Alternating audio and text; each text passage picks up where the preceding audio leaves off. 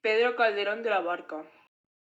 Índice. Primero vamos a hablar de la renovación del teatro. Por segundo vamos a hablar de los temas. Y por último, de las obras. La renovación de su teatro se basa fundamentalmente en los siguientes aspectos. 1. Simplifica la trama. Algunos de los seguidores de Lope habían configurado obras de trama dispersa, con abundancia de acciones paralelas secundarias que dañaban la cohesión de las obras. En este sentido, Calderón respetaba más la unidad de acción mediante una subordinación marcada de los diversos elementos a la acción y al tema central. 2. Disminuye el número de personajes y da mayor peso a los protagonistas. Se profundiza más en la evolución de su carácter. Esto se logra, entre otras cosas, mediante un acentuado uso del monólogo, con el cual los personajes se muestran intimidantes ante el espectador. Además, detrás de ellos se halla frecuentemente la representación de una idea. 3. Calderón perfecciona en sus obras la técnica escenográfica. 4. El lenguaje y el estilo se hacen más complejos.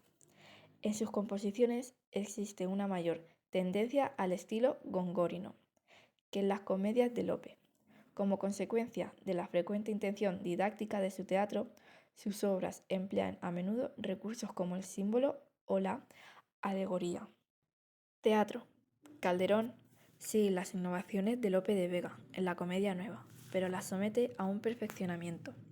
En sus obras aparecen los temas que marcan la obra de Lope, como el honor, la monarquía o la religión, pero se tratan desde una perspectiva más reflexiva. Calderón crea un teatro de ideas que profundiza en los grandes problemas filosóficos y morales de la época barroca. Obras. La vida es un sueño. El alcalde de Zalamea y la dama duende. La obra comienza con la violenta entrada en escena de Rosaura, que disfrazada de hombre y acompañada por el gracioso Clarín, llega a Polonia, con el propósito de probar su origen noble tras haberla abandonado. Astolfo, debido a su origen ilegítimo, cae de un caballo junto a una torre en la que se escucha a alguien quejarse de su condición miserable. Se trata de Segismundo. Al descuidarla, este intenta matarla, pero llega en este instante Clotardo, tutor de Segismundo y padre de Rosaura, quien coge a la joven en el palacio cercano del rey Basilio. Asistimos entonces al discurso del rey ante toda la corte y sus sobrinos Astolfo y Estrella, en donde da cuenta del verdadero origen de Segismundo. Su hijo, a quien encerró desde su nacimiento por la predicción de un horóscopo en el que se anunciaba que acabaría rebelándose contra él y destrozándolo. Estrella y Astolfo serán declarados herederos, tras casarse si Segismundo prueba la verdad del horóscopo. Saura pasa a ser en la corte dama de compañía de Estrella y a través de diversas estratagemas descubre el doble juego de Astolfo y la identidad de Clotaldo. Entretanto, Segismundo adopta en primera instancia un comportamiento tiránico, avasando a todos y arrojando a un criado por la ventana. Basilio y Clotaldo deciden dar fin al experimento, encerrándole de nuevo bajo los efectos de un narcótico y haciéndole creer que todo ha sido un sueño. El ejército, sin embargo, en nombre del pueblo, se niega a aceptar a un heredero extraño y se revela ascendiendo a la torre para liberar a un príncipe.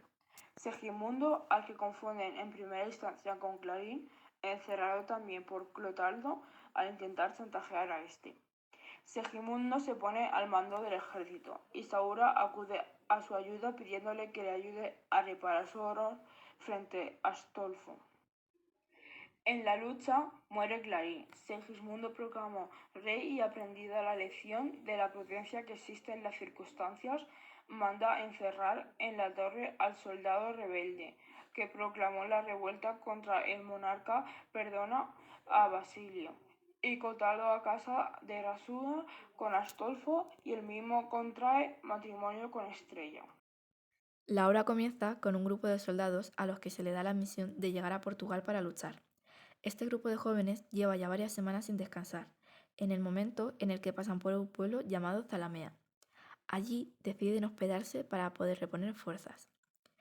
El problema es que cuando este grupo de soldados elige un pueblo como su campamento, echan a las familias fuera y se alojan en los lugares que ellos eligen a la fuerza. En ningún momento dan derecho a las familias a oponerse ante esta violación de la privacidad. El capitán de este grupo de soldados decide hospedarse en la casa de uno de los hombres más ricos de la región, don Pedro Crespo, que actualmente es el alcalde de Zalamea. Pedro vive con sus 2 hijos, Juan e Isabel. La chica es una joven muy atractiva, por lo que don Pedro la oculta antes de que el capitán llegue, para que éste no la encuentre. El plan de don Pedro no funciona, ya que el capitán descubre a Isabel, oculta en una de las habitaciones de la casa. Este malvado capitán trama un plan para poder llegar hasta esa habitación en la que se encuentra la joven. Lo hace fingiendo un enfrentamiento con uno de los soldados, y con ese engaño se escabulle hasta la habitación en la que se encuentra escondida Isabel. El capitán, en el primer momento de ver a Isabel, se enamoró de ella, pero Pedro rápidamente se da cuenta de lo que ocurrió y entra junto con Juan a la habitación para evitar que le haga daño a su hija. Don Pedro comienza a pelearse con el capitán a través de la difusión verbal, en la que aparece que ganará el que hable con mayor ingenio. En medio de esta discusión, uno de los 2 soldados informa al general acerca de lo ocurrido, y este decide que ya no será el capitán quien se hospede en esa casa, sino será él mismo. Esa misma noche, todo parece estar tranquilo, pero sin embargo, el capitán está llevando a cabo un plan para volver a ver a su amada. Este encuentra la manera de entrar en la habitación sin ser visto y raptar a la chica para llevársela a la montaña y violarla. Mientras tanto, en la casa, el padre se entera de que el capitán se ha llevado a Isabel y decide salir a buscarlos. Es Juan quien los encuentra en la montaña y se da cuenta de que el capitán le ha hecho a su hermana, así que lucha contra él y le hiere. El capitán es trasladado al pueblo, donde después de ser tratado por un médico se ha recuperado. Al cabo de un tiempo, el pueblo sometido al capitán a un juicio por la violación de Isabel. En este juicio, la última decisión recae sobre don Pedro, ya que era el actual alcalde de Zalamea. Así decide condenarlo a muerte y el capitán es ejecutado. Al cabo de un tiempo de lo ocurrido, se representa en el pueblo el mismísimo rey. Este, sabiendo todo lo ocurrido y la justicia con la que ha obrado don Pedro, decide convertirle en el alcalde legítimo de Zalamea. Doña Ángela, una joven creciente, viuda, una vuelta en una maraña de deudas que su esposo le heredó. Para escapar de las miradas indiscretas y la presión de los recaudadores, se muda con su hermano don Juan y don Luis.